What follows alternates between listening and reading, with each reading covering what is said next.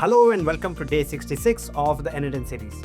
In one of the previous videos, we saw how do we connect the front end to the backend on n8n using Webhook.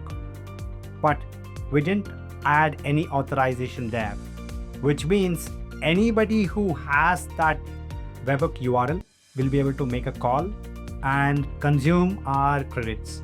It could be n8n credits or AI-based credits if we have AI system connected in that flow. So how do we ensure only authorized people use this particular webhook and no one else? And that's exactly what we are going to cover in today's video. So let's get started and see how do we add authorization in webhooks. So we'll go to this particular example, okay, where we have this webhook and we have the post method. Authorization is none. Okay, so I'm going to copy this particular thing. We're going to Postman, which is commonly used for testing out any APIs. The reason why we are not using Lovable now is because we don't have credits to test it. And Postman is anyways famous for testing out APIs. Okay, I'll show you how this entire thing works. So once you create an account on Postman, okay, you can see here new and HTTP. Right, this is going to be a post. URL is going to be whatever we had over here. Of course, test URL or production, you'll have to use that one. Okay, now I'm going to body form data. Okay, and this is going to be message, and let's call, so this particular webhook that we have created was to get the summary, right? So again, we can go to YouTube. And let's say evaluation node explained. The question is, okay, so I'm going to get this particular link from here. And that's exactly what we're going to send from here. Let's click on send. Okay, the requested webhook AI summarizer is not registered. Click the execute workflow button on the canvas. Okay, and that's because we have not enabled this. We are not in the production mode. Okay, only when we click on execute workflow will that start. So let's enable this. We can ignore this one for now. So I'm just going to, just so that you don't get confused, I'm going to pull this down. Let's focus over here. Let's open this up. Let's go to production URL, copy this. Okay, let's click on save. Come back here and add this one. Let's click on send, because we have already added the message. It says error in workflow. Let's go back. Let's go to executions. And we've got error here. Let's see what is the issue. And run an actor has an issue. Let's quickly open it up to see what exactly was issue.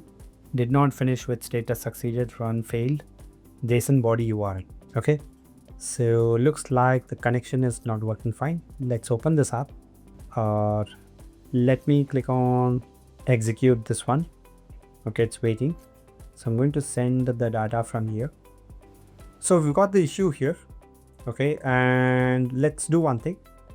Just click on debug in editor. Okay, so we'll get the data here. Let's open this up, and JSON body URL is not, it says undefined. So let's go back. The URL that we're going to get here is, oh, so we made it as message now instead of the thing. So I have to just make it as message and it should just work. So I just made this as message and that's why there was an issue. We're going to send this. We have to wait because it takes some time, right? You can see here content. The video explores the topic of AI-based automation, focusing on challenges of ensuring AI classifies report accurately at an enterprise level and so on and so forth. Now just think about it for a short while. All we need is this particular URL, right? And if somebody gets this URL, they can keep hitting our URL with new YouTube videos to get the summarizer every single time, right? And that's dangerous because it is consuming our n8n credits and more importantly, our AI critics, right? So how do we avoid something like that happening? Let's go to Webhook, and in authentication, we have three methods. One is Basic Auth, one is Header Auth, and one is JWT Auth. Let's look at each of them. Basic Auth, we can create some credentials. Okay, so for that, we can go over here, create some username, let's say ABCD, right? And password something, right? And let's call this as a webhook of 1. We are renaming and clicking on save. Now let's go here and send the same call. And this worked. Strange. And that worked because I didn't save this. Let's save it and go back and click on send. Authorization is required, right? So let's go to authorization, and we have Basic Auth here as well. It's asking us for the username and the password. Now click on send. It will work. So the difference is, in the previous case, we needed just the URL. Okay, now we need a username and the password. Only then this will work. Okay, that is the Basic Auth that we have, right? Now we can go to Header Auth. Now Header Auth works with key value pair. Okay, it's just like the username and password. Okay, but it's called key value. So here we have to give the name, and let's call this as ABCD. The value, okay, is some password that you want to use, and let's call this as webhook or 2. Click on save. Let's come back here and try to send this. Oh, we have to save it. We've learned it the last time. Let's go here. Let's go save. This would have worked. So let's try it again. Now, authorization data is wrong. Now here we will pick it as no auth, and in the headers we can send the key value pair. Okay, the key is going to be ABCD, and the value is going to be ABCD123. That's what I've given in the n8n flow, and this works. Now, the difference between the Basic Auth and the header-based auth is that the Basic Auth is happening via the authorization method, and we are using it as username and password. While the Header Auth that we saw just now, okay, is where we are sending the key value pair from the headers. Okay, so this is not really a password, but it's like this. So it's not really like a password, but we are telling that we have access to this particular flow because we are sending ABCD equals to ABCD123. Okay, so the basic difference is, in the previous case, we were sending it via auth method and it was a proper username and password. Okay, now we are using Header Auth, okay, where we are sending a parameter via the headers. Okay, and this is like in movies we have seen that torn node, okay, where one node will be with the buyer and the other one will be with the supplier, and they check if it is matching, right? Something on those lines, where we send this as a header and they compare whether this key has the required values or not, and if it matches then goes further. Okay, so that's the Header Auth. Now let's understand about the JWT Auth, because this is widely used. Okay, and to understand this, let's head over to Google and search for JWT token generator. Let's go to this one. Once we are on this platform, let's go to encoder, and then we have got some header, payload, okay, sign JWT, okay, and we can change this one over here. Let's call this as Vitesh, right? And every time I'm changing something, this is getting updated, okay?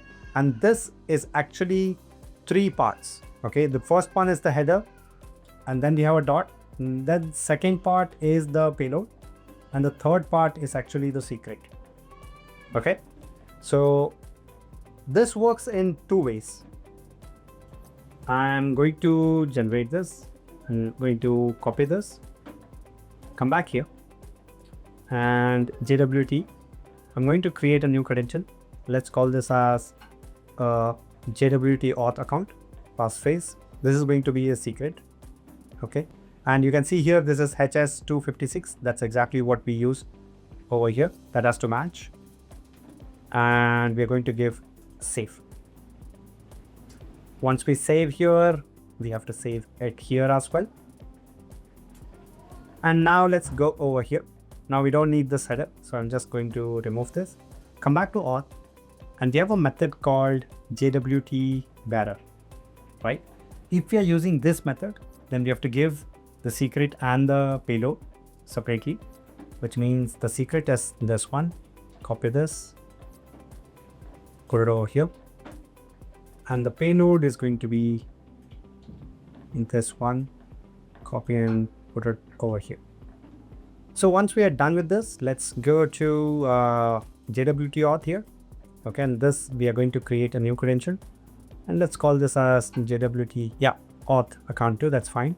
This has to be fast phrase. Okay, and that phrase is going to be this one. Okay, so we go here, add that one, and algorithm is going to be HS256. That's what we have used in this particular case here.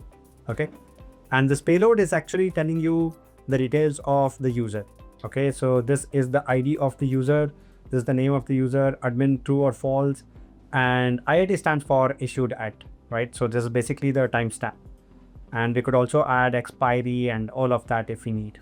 Okay, anyways, coming back, we've added this secret phrase, and algorithm is 256. That's what we have used in here.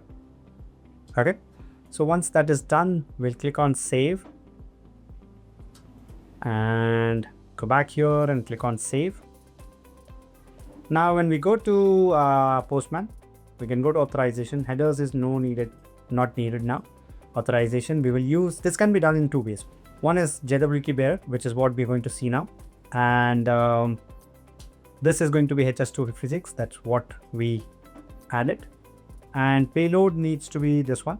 So we'll copy, put in payload, and the secret is going to be this one.